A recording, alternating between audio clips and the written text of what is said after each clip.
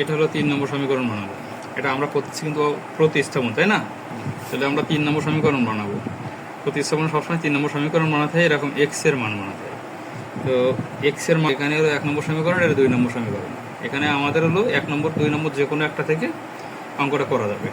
এখন আমি কোনটা থেকে করব? আমি 1 নম্বর থেকে করলাম, মনে করো 1 নম্বর হতে পাই নাকি? 1 নম্বর হতে পাই। 1 নম্বর হতে কী পাই? এক্স মাইনাস বি ওয়াই সমান সমান এ মাইনাস বি। এখন আমাদের কি করার কথা ছিল? এক্সটা রাখবো, তাই করার কথা ছিল না? আর এই যে বি ওয়াইটা ওই পাশে চলে গেল, এই যে প্লাস বি ওয়াই হয়ে গেল। আমরা সবসময় এক্স এর মান রাখবো। এখন তাহলে কী হলো দেখো, এটা এক্স এর সাথে গুণ ছিল, ও পাশে ভাগ, ঠিক আছে? মানটা এক্স এর মানটা আমরা কোথায় বসাবো বলো তো? এক্স এর মান আমরা যেহেতু আমরা 1 নম্বর থেকে 3 নম্বর করেছি বা এক্স এর মান বের করেছি, তাহলে আমরা এক্স এর মানটা 1 নম্বরে আর বসাতে পারবো না, অপোজিটটা বসাবো, 2 নম্বরে বসাবো। 2 নম্বরে বসিয়ে পাই, 2 নম্বরে বসিয়ে পাই, ঠিক আছে? তো 2 নম্বরে দেখো এ এক্স ছিল, এ এক্স, তো এক্স এর জায়গায় আমরা এক্স এর মানটা লিখে দিই। দেখো এই যে এ এক্স, এই যে এখানে এ এক্স ছিল, এ এক্স এর জায়গায় এক্স, এই যে এক্স এর মান বসালাম। আর বি ওয়াই, এটা ছিল বি ওয়াই সমান সমান পাশে কি ছিল?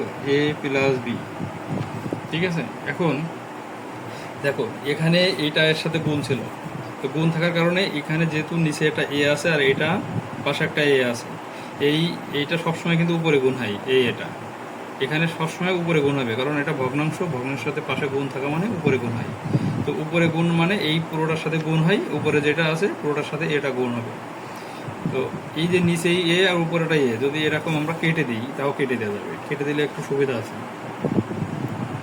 কেটে দিয়ে যা আছে তাই রেখে দিলাম, ঠিক আছে? আর ও পাশে যা আছে, এখানে লসাগুর জিনিসটা করা লাগবে। এখন এখানে বি ওয়াই 2 বি ওয়াই, এটা যোগ করলাম 2 বি ওয়াই, মানে এ প্লাস বি, আর এখানে মাইনাস এ হয়ে গেল ওই পাশে যে, কারণ এখানে প্লাস ছিল, এটা মাইনাস ছিল, ও পাশে যে প্লাস, ঠিক আছে? সমান এ পাশ থেকে ও পাশে চলে গেল, এ প্লাস এ মাইনাস এতে কেটে গেল।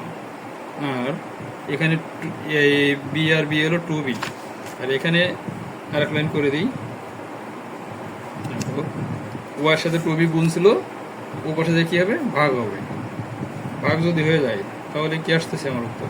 2 বি কেটে গেলে 1 থাকে। এটা হলো ওয়ার মান বের হয়ে গেল। এখন এই ওয়ার মান বের হলো, ওয়ার মান কত? 1। এই ওয়ার মান আমরা 3 নম্বরে বসাবো, 3 নম্বরে বসালে আমাদের এক্স এর মান বের হয়ে যাবে, ঠিক আছে? 3 নম্বরে